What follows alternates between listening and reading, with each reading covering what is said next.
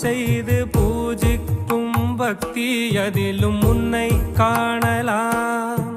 பசி என்று தன் முன் வந்து கையேந்தி கேட்கும் போது தன் உணவை தந்தால் கூட உன்னை காணலாம்.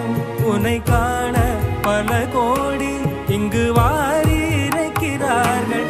எளிதாக உன்னை சேர இங்கு யாரு நினைக்கிறார்கள். அலங்காரம் அதில் நீ இல்லை, அகங்காரம் மனதில் இல்லை. துளி கள்ளம் கபடம் கலந்திடாத அன்பில் இருக்கிறாய்.